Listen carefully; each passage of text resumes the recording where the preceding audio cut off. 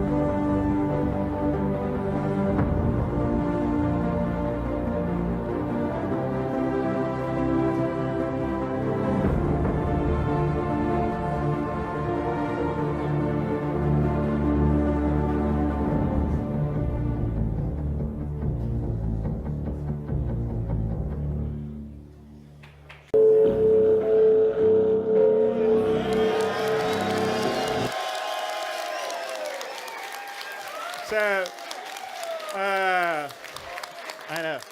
The rumors of my demise have been greatly exaggerated, is what I would say about Star Marie. So, on the...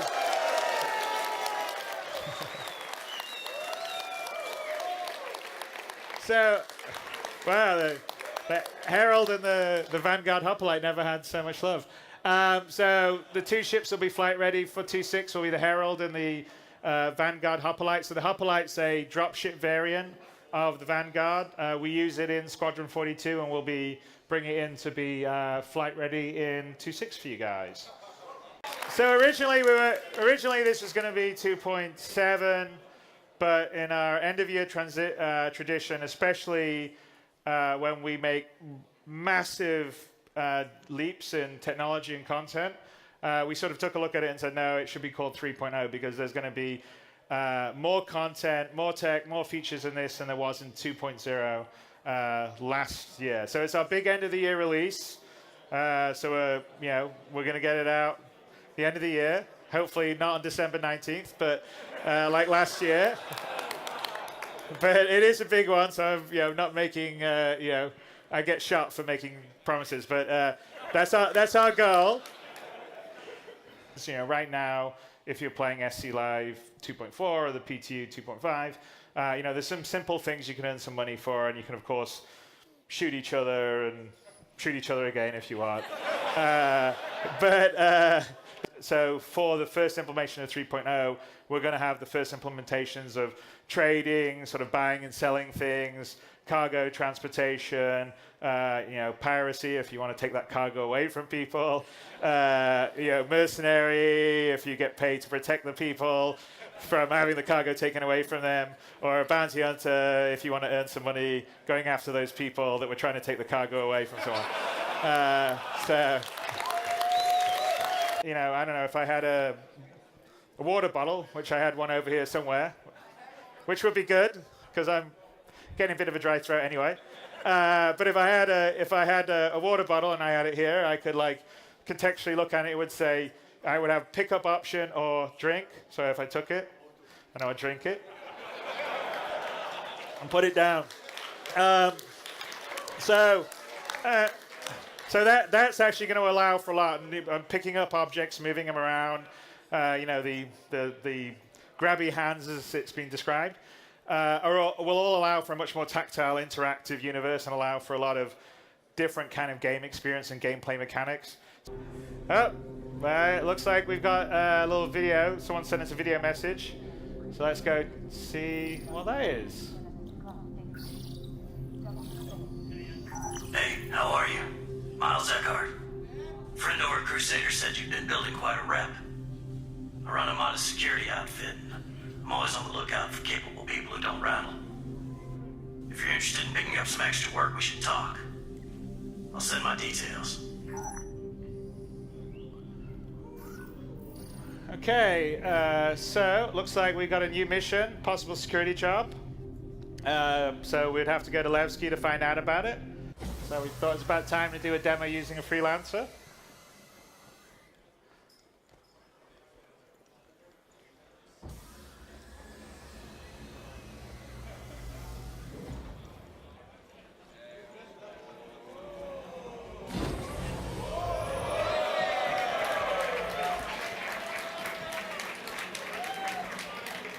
Wow, that door didn't work before or something? Yep.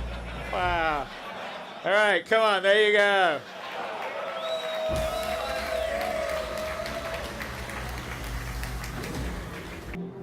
All right, I'm back, switch. Okay, all right, now let's go back and let's switch from our radar to star map. So this is an early work in progress, and it'll be obviously much further along by the end of the year. But you know the star map on the web, and the capabilities and visual qualities will be the same here. But this is obviously the standard system, and when we're navigating around in such a large area, you can't really have 1,000 nav markers, and so you're going to use your map for that. Obviously we're by Crusader, and if we zoom into Crusader and then zoom in further, we can sort of see the moons and the different stations. So you'll be able to do all that. So let's pull out a little bit. And it's going to be much snazzier and better than this. This is sort of a work in program. If we pull out a little bit, Chris. So, and then Microtech is where you'll see Hurston, Arcorp. And if you know the web map, you'll sort of know Stanton. But let's go to Delamar, which is where Levski is set and based. So let's activate quantum travel. Double click on that.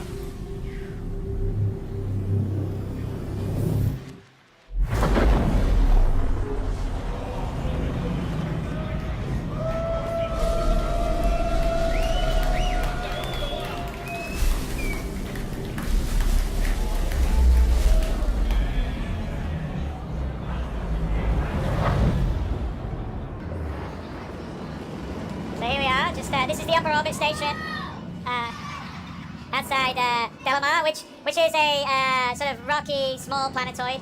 And Levski aboard it is originally it was an abandoned mining town facility, and it was sort of taken over by the People's Alliance, which were a group of sort of anti-UEE kind of political activists during the Messer area.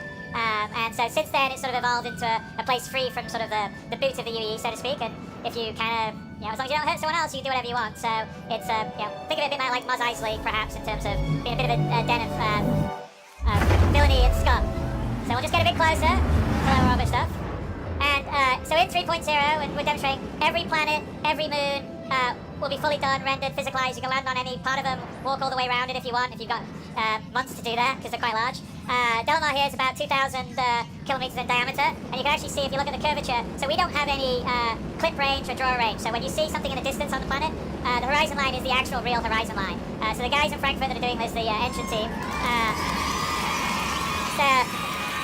we sort of start to enter the atmosphere. You sort of see the atmospheric head come in and scores, and also.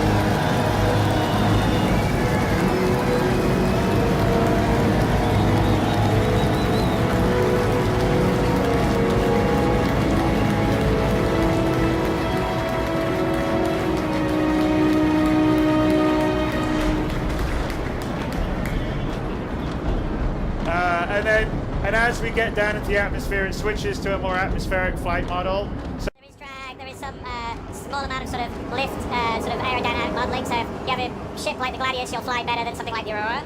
So here we are. Anywhere on Del Mar, we could land, get out, and walk. So as we fly down here, perhaps Chris, we could demonstrate and just land and get out somewhere, wherever you want.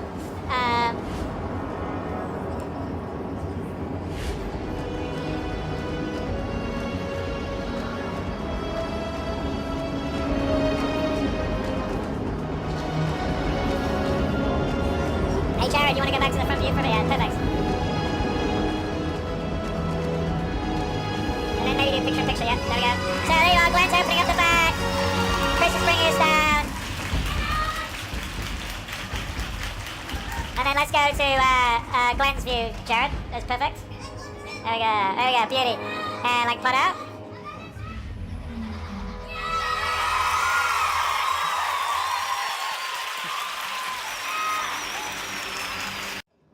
Let's get back and let's take off and head into Levski. So Levski is, like I said, it's a sort of free town, and as long as you sort of respect their loose laws there, everything's okay. But they're not fond of UE folks there. You want to go exterior?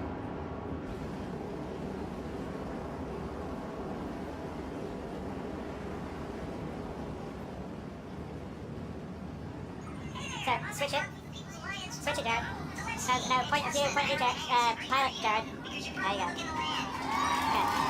Alright, so now we can either request or cancel a landing we wanted to, but we're going to request a landing from the Levski control tower. Eslen Mackin is the character here.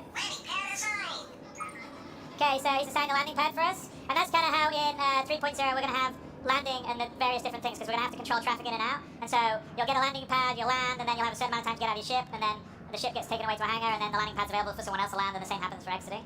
If you take too long, then the screen will fade to black, and you'll be there in the airlock, just so no one can sort of sit on the landing pad forever and prevent other else from landing. Alright, so let's head down. You want to flip these, Jared? There you go, perfect, awesome. So, like, one of the big things is we went from Olisar, I think we traveled about 1 million kilometers to Del Mar. Now we've flown over the surface, coming here to Levski, and, you know, the goal with Star Citizen is to have a very structured, but beautiful and tactile world and universe. So here we are, we've just checked out, and we've arrived at Levski. So let's go head into Levski to look for Miles Eckhart. Look out the window here, so we can see, there you are, that's the Levski that we came in throughout, and in fact, look who's looking in at us. It's Chris. Oh, and look, we can zoom in, and look, there's, who's that? Glenn, you want to wave? There you go. So there's a lot of work that's gone into the tech to allow us to do this kind of detail at the same time, multiplayer at this resolution, in and out. Anyway, it's difficult. So and we'll go down. Chris is going to show off, but we're also going to take a look.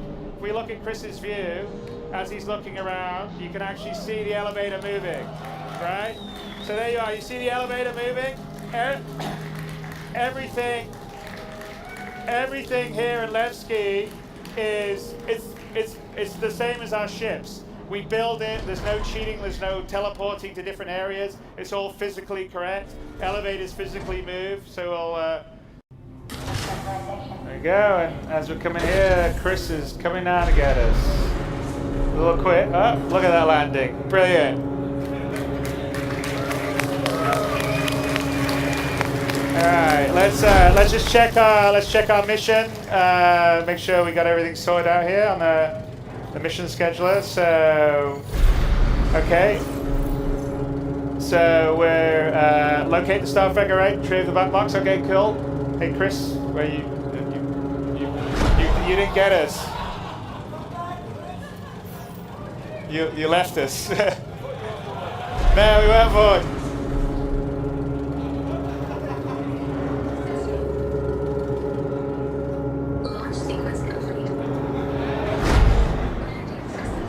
All right. We're just showing that it isn't on rails at all. Okay, so we'll pull out here.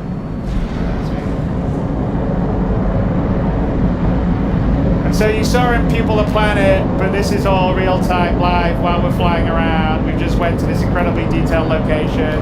It's all coming in. So as we are now.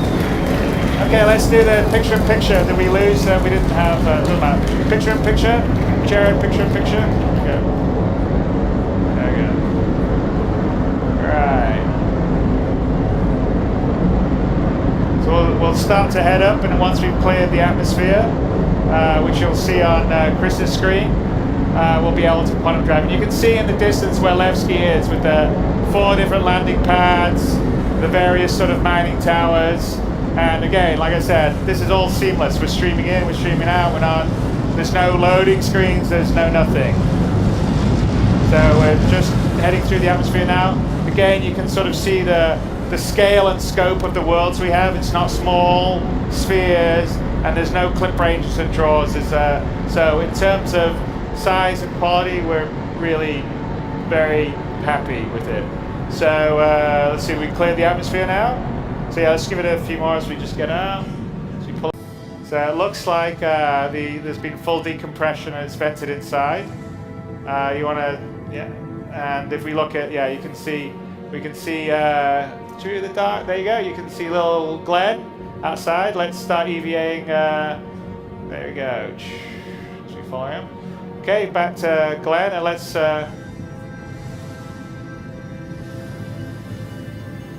look for a way in to the Starfarer.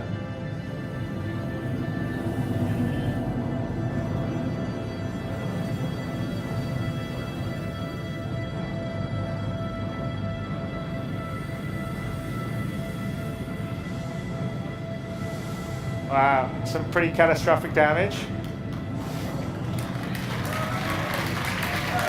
All right, let's look back and see. There's Chris waiting for us. Oh, looks like we can get in this way, so let's head in here. See another crew member that had an untimely demise. It's actually, that heads the scanned version of Kyle, who's one of our IT guys in the UK office. So why don't you give Kyle a bump? Sorry, Kyle. Down here, we're in the cargo hold of the Starfarer.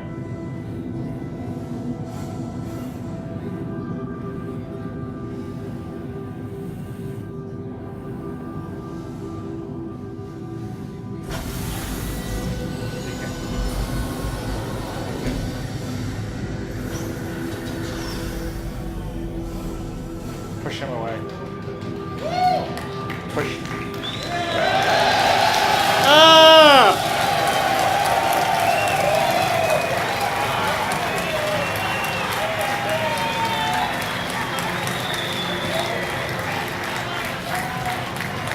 So I think you guys know about the Drake Dragonfly then, obviously.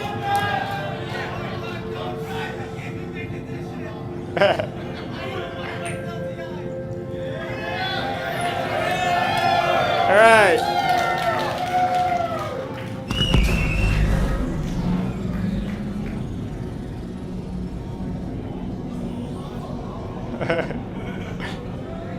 There we go. All right. So let's head back to the Starfarer. I mean, sorry, the Freelancer. But yeah, so yeah, I probably don't need to introduce it, but the Dragonfly, you know, we I think announced and sold a few months ago. But it's our first sort of space motorbike, or space hog if you want to call it, and it has a dual purpose because it has a whole gravlev system. So when you're on a planetary surface, you're like a land speeder, so which is pretty cool. You never know, that may be something that happens here in this demo.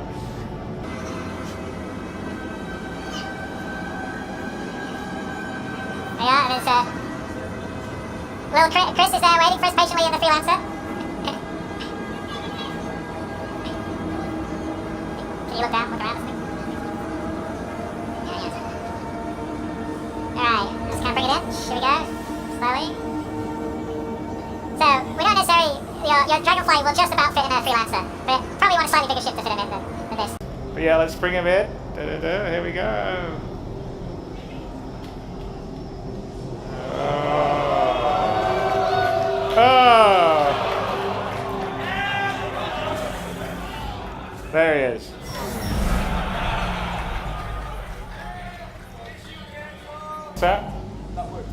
Yeah, no, that actually did, that's a graphical bug, and that's actually something we haven't seen in all our playthroughs at the moment. But occasionally, when you take a vehicle, a spaceship from inside a local grid of another spaceship out to the big global space grid into the local grid of another one, that's a degree of difficulty 11. Getting these things in and out of each other isn't always the easiest thing, so let's see what happens.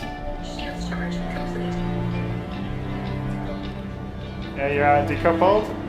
Oh, okay, now you're coupled. You're gonna, okay, let's couple and go into ground left mode. Hang on, who's that? Let's do some firing. So here we are. So switch.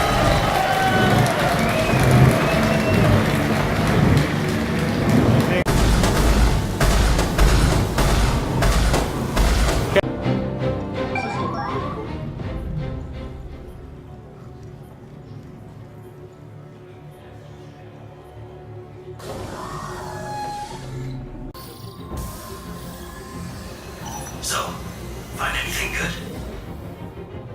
If you don't mind, I'll just have a look myself. That doesn't sound very good. Don't know about that. What do you reckon, guys? Ups to daisy. Looks like we got double crossed. Damn it! That's the end of the demo.